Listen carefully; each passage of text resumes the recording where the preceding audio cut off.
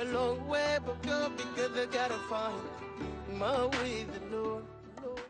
Vendredi 12 juin 2020, à la une du quotidien de service public, le soleil, le nombre croissant des guéris de la Covid-19. La courbe de l'espoir, peut-on lire à la une de ce quotidien. Les cas asymptomatiques, le professeur Seydi contredit l'OMS sur ces cas asymptomatiques. Le Sénégal maintient sa stratégie. Et elle est bonne, cette stratégie. Allez, les cas de dopage russe, on en reparle. Dans les colonnes du Soleil ce matin, Lamine Diakni avoir demandé de l'argent. Et puis, cette ancienne gloire du football, il s'agit de Blexis. Il ne regrette pas la CAN. Et en parlant de CAN, justement, je suis en jaune ce matin et ça rappelle de mauvais souvenirs à mon cher Alioune Badara Kane. Un certain match entre le Togo et le Sénégal, comptant pour les éliminatoires de la Coupe du Monde. Le Togo avait battu le Sénégal ici, c'est ça? Non, c'était un match nul, défaite presque pour le Sénégal. 2-2 avec ce but assassin de Emmanuel Adebayor. En toute fin de match, j'y étais On ce est jour-là. encore dans la même poule pour les éliminatoires encore. Ouais, mais souvent au foot, l'histoire ne se répète pas souvent. On saura comment faire aujourd'hui pour contourner le mur togolais. Et de toutes les façons, je suis avec les Lions de la Teranga. Le débat est tranché peut-être. Non, les Lions tout court. Arrêtons avec ce terme Teranga. Bon, les Lions du Sénégal. Teranga, c'est récent, ça date juste de 2002 encore une fois. Et ça nous poursuit, mais c'est terrible quoi. Et on se moque de nous partout en Afrique en disant, bon, facilement on peut détourner le sens quoi de Teranga. Donc les Lions de l'hospitalité, un lion hospitalier, ça n'existe pas. N'est-ce pas? Un lion, c'est un lion. Les Lions du Sénégal. Voilà, on va dire les Lions du Sénégal. Le quotidien, on poursuit la revue des titres sur le suivi des activités du Force Covid-19. François Ndiaye, droit dans ses bottes, le général donc, qui est à la une du quotidien, le quotidien ce matin, il dit des Sénégalais atteints de paranoïa fabriquent des fake news. Et sur l'aide alimentaire, eh bien, tout le monde ne sera pas servi, dixit le général François Ndiaye. À la une du quotidien du groupe des médias plutôt, c'est la Tribune donc, c'est toujours les mots du général Ndiaye. Guerre des mots donc autour des perdièmes chez les éléments de force Covid-19. Tir de sommation du général François, c'est une information fausse, dit-il, nous faisons du bénévolat. Critique qui nous ramène justement à la réalité du coronavirus. Le virus infecte le littoral avec ses chiffres cap vers les 5000 cas d'ici le week-end et 20 cas par district à Dakar. Dakar reste l'épicentre de la maladie. C'est dire qu'il faut continuer à observer les gestes barrières. L'Observateur maintenant, c'est le quotidien du groupe Futur Média. D'abord avec Luc Nicolaï qui est en prison à Thiès. Grève de la faim de Luc Nicolaï, le vrai du faux. Des révélations sur les raisons de son transfert à l'hôpital dans les colonnes de l'Obs. À la une également, la promulgation d'une loi sur l'emploi. Macky casse les codes du travail. Les détails de la nouvelle loi qui fixe la retraite à 65 ans. Bah oui, désormais c'est 65 ans. C'est plutôt une bonne nouvelle, non? Les professeurs d'université réclament une retraite à 70 ans. Et puis le décalage entre le texte préliminaire et celui adopté à l'Assemblée nationale. Voilà, quelques détails à lire donc dans l'Obs. Allez, 65 ans, c'est bon. Oui, pour certains emplois où il n'y a pas une réelle pénibilité, ça peut se comprendre, hein, comme les professeurs d'université, parce qu'ils ont le savoir dans la tête.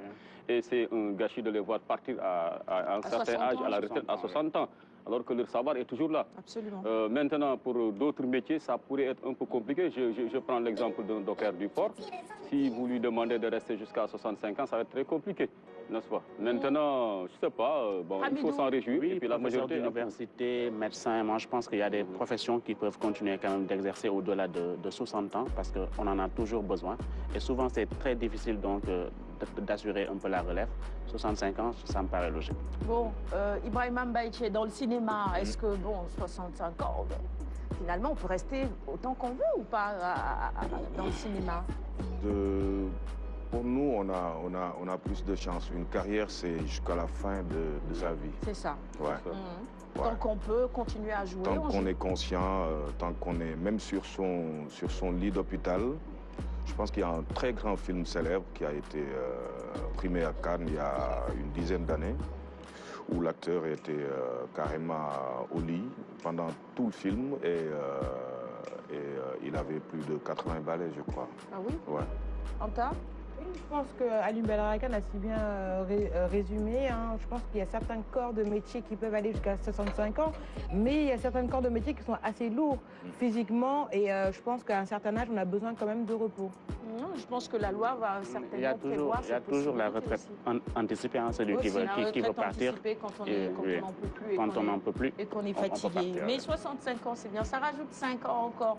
Et pour certains, c'est une bonne chose parce qu'au niveau des banques, pour avoir des prêts, ça se calcule tout ça. Hein, 5 ans de plus. Oui et non. Hein. C'est pas rien.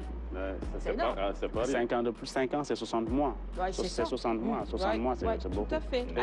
J'en vois qui partiront à la retraite à l'âge de 75 ans. Parce qu'on est dans un pays où facilement on obtient un autre extrait de naissance. Il y en a qui ont 75 ans, c'est trop. Voire 15. Et surtout dans un métier comme le nôtre, journaliste. Tout n'est pas c'est bon vers eux. On continue, on tient, en principe. Il va falloir peut-être installer des cannes ça et là dans toutes les grandes entreprises de ce pays. Parce qu'après, ça va être très compliqué pour certains de suivre le rythme. Parce que comme on dit, l'administration est écrite. Donc ce sont les papiers qui sont valables. Alors comment faire pour quelqu'un qui déclare être né, je ne sais pas, il y a juste 65 ans, alors qu'il en a 80? Ça va être compliqué.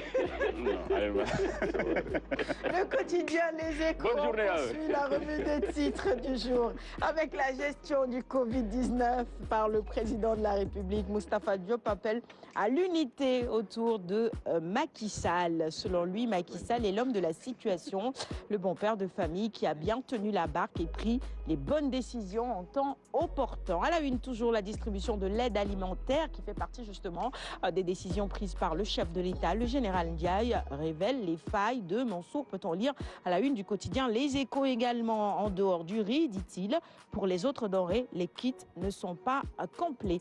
Libération sur une autre affaire, c'est l'interrogatoire dans le fond de ses complices présumés. Il s'agit de l'affaire Bougazelli, Bouga enfoncé dans ses bagasses. C'est le titre que Libération nous propose ce matin, très inspiré d'ailleurs. Les nouvelles révélations d'Oumar Samb sur les bagasses, autant pour moi, de l'ancien député que l'ancien député gardait dans sa voiture. Bagasse pour dire bagage tout simplement, hein, ou dossier si vous préférez. Le Témoin maintenant avec à la une cette affaire Lamine Diack. Lamine Diack qui était donc face au juge toute cette semaine. Mon fils Massata est un voyou, peut-on lire. Ça fait polémique sur les réseaux sociaux hier.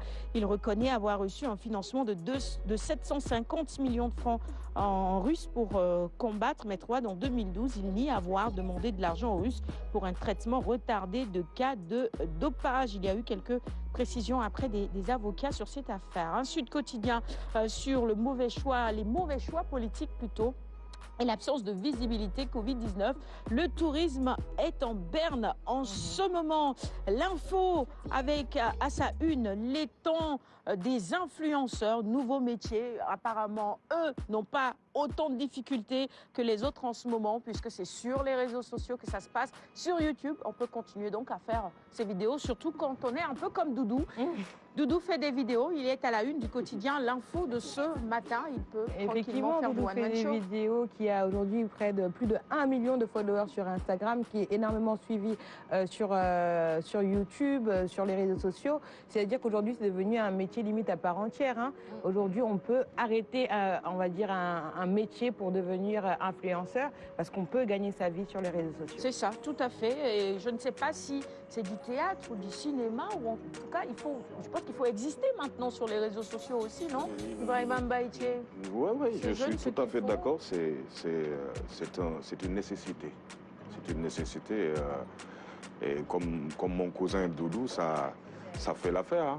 Voilà, il s'enferme dans son studio et puis il donne un spectacle. Un show et ça paye. Ouais, c'est surtout ça aussi. Excuse-moi Sarah, ce qui est le plus important en fait sur les réseaux sociaux et des artistes comme Doudou, ça permet aussi d'interagir directement avec son public. C'est-à-dire que ça fait des lives en direct et ça lui permet aussi de répondre aux attentes de son public qui le suit sur les réseaux sociaux. Allez, le sport maintenant avec Stade. À la une, il y a celui qui est adulé par mon cher Alioune Badara Khan, le Messi, Lionel Messi, qui fera son comeback ce week-end. Je parie que tu vas regarder le match. Ronaldo, c'est aujourd'hui, ce vendredi. Messi, c'est demain, le comeback.